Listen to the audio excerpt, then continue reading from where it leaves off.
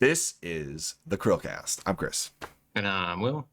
And if you're trying to watch this episode, you got to download at least 3 more pieces of DLC to get there. No, just kidding.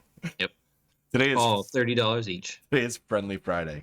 And for Friendly Friday, what are we talking about today, Will? We're talking about whether or not DLC is a good thing and when or when not, or when is it not? More When like or when not? No. Oh my When gosh. is DLC actually good? Okay, at what point in the entire history of gaming has DLC been good? There's been lots of times when it's good. Exactly. So, what to you makes DLC a good thing? Okay, so basically it comes down to, does it enhance the gameplay? Is really the long and short of it. So does it enhance the gameplay, and is it not outrageously priced? So something like Blood and Wine and Hearts of Stone for The Witcher 3, amazing DLC, because it essentially just triples the length of the game, or doubles it. And it was very reasonably priced for that. So it was, I think, $30 when it originally came out, if I remember correctly. And that's cheaper than most, like basically any game that was actually just that length. So that was a great DLC. And then things like sometimes like map packs are great if it's only a couple dollars and you get a bunch of new maps. Like cosmetics can be okay if you end up getting like a bunch of them at once for a couple dollars. That's fine. And it doesn't like, it's not a required thing in that instance. So like I'm fine with that. When it's not okay is when you get something like microtransactions and loot boxes, which technically is a form of DLC, where basically it's pay to win, or it's essentially just gambling for children, or like you have chunks of the game that are locked off from you. So you buy the game, you have the whole game on the disc, but there's huge chunks that are locked from you, and you have to later purchase it, like Destiny, for example, or I believe Dead or Alive 6 was really bad with this. Yeah.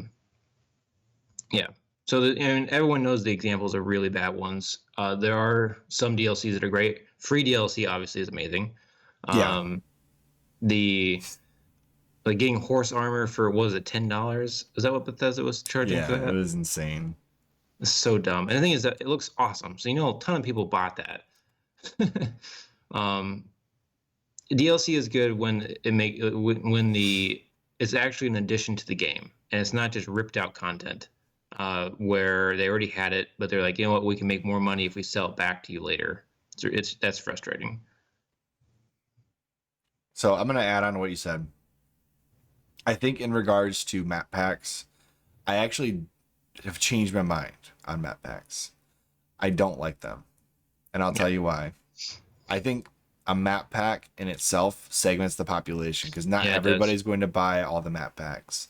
That's why I prefaced that with, like, if it's like $1 or $2, it's okay. But like, can I finish my thought? No, you cannot, Chris. Shut up. Go on. Sorry.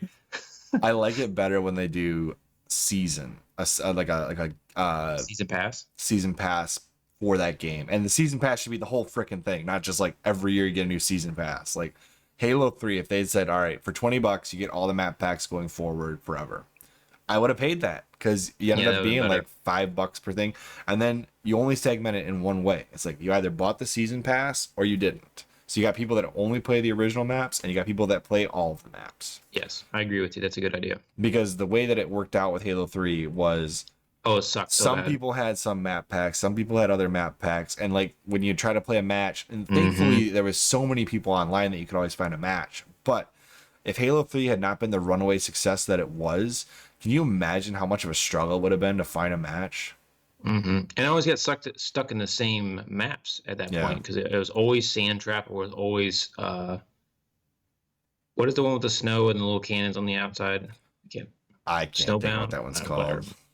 Something like that. I don't know maps by name. I know maps by what they look like. Yeah. So that, in my opinion, was a mistake. I don't think that selling map packs is a good idea. I think if you're going to do that, you should sell a season pass, and that's it.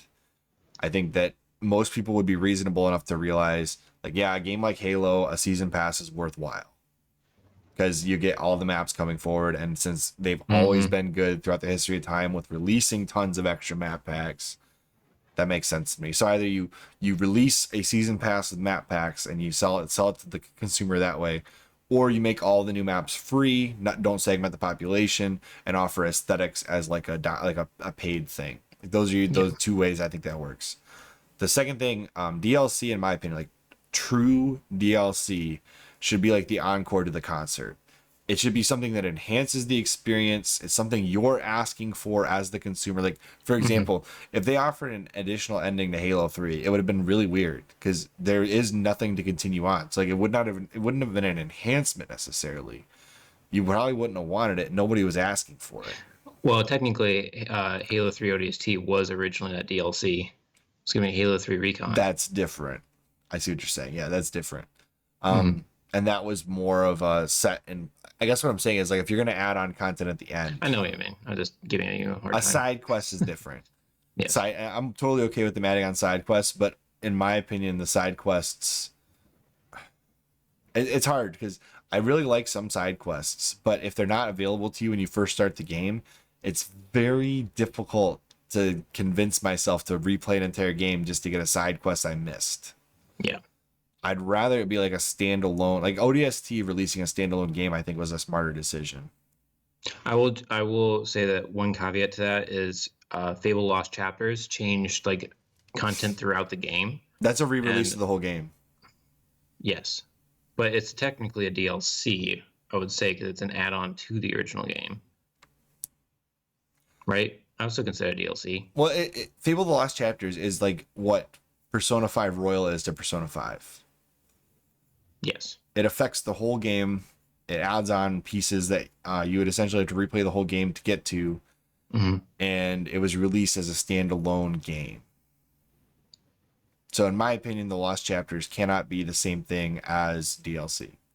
Well, if it was released now, it would be DLC. I guess at the time, DLC wasn't really a thing yet. Well, Persona 5 Royal wasn't DLC. It was released as a full-blown second game. Yeah. Persona's weird, though.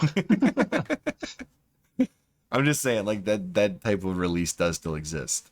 What I will say about that is, if you're doing enough to the game that it essentially is almost a new game, then I have no issue with you re-releasing it, especially since you have the choice as a fan to either buy the new version or not.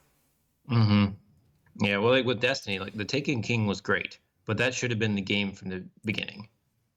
And it was. I mean, like there's so many reports on it where they just ripped out all that content and then they sold it back to the DLC, which is just ridiculous. That sucks. That shouldn't be the case. Yeah, that makes DLC really bad. It gives DLC a bad name. But like the Mass Effect DLC, I think really enhanced the game.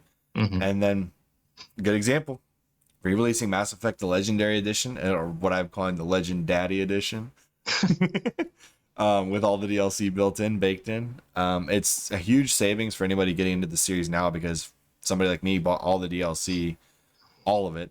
I think it was like, so $60 per game. I think so. But I bought the Trilogy Edition that was released on the 360. So like you're already not paying. I think it was like $40 for that. So I got all 3 games for $40, but the DLC on its own, that was like an additional $100+ if not more. Yep. So you're getting a pretty sizable chunk of value out of the Legendary Mass Effect Edition that I never got when I bought my original trilogy, even though I have all the DLC now. But that DLC was good DLC. It was stuff that enhanced the game. It was additional stories. Enhanced the game. It would be the encore to the concert that is Mass Effect. Like, for example, there's a thing called Lyra the Shadow Broker, and the DLC reintroduces a character that wasn't in Mass Effect 2 as like a post-game content of Mass Effect 2. So like for people that really liked that character in Mass Effect 1, it's a good payoff for those people. I don't like the fact that they kind of hid her behind that DLC, but I don't think that was the intention. And I think intention is another factor in the DLC being good or bad.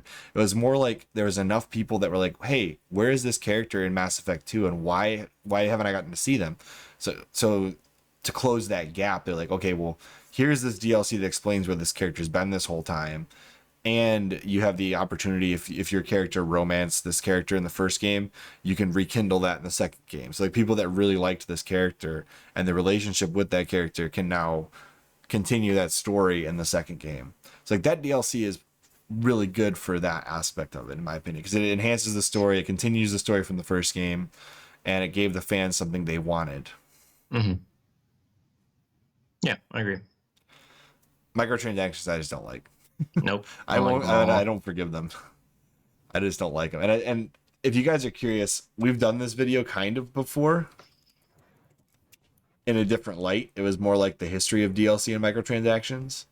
So if you're curious about another video of us ranting and raving on DLC, you can go to our Download it CHRILLCAST here.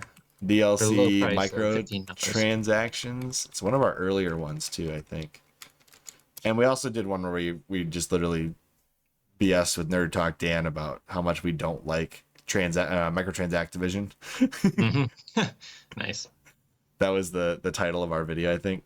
But yeah, 34 views. Come on, guys, let's bump this thing up. We got the Horse Armor DLC literally on the cover of that art there. Mm-hmm. Let's see if I can find it. Microtransact-division. There's a play on words. It was actually something one of the CEOs of Activision said at the time, believe it or not. Yep. First one that pops up, you type that in, Microtransact-division. Nice. That's great. Love it. All right. Well, anyways, that's a little delve back in time, little throwback Thursday on Friendly Friday for you. And as always, I'm Chris. And I'm Will. And we will see you On next CHRILLCAST. Bye, guys. if you buy the DLC expansion for $2.99.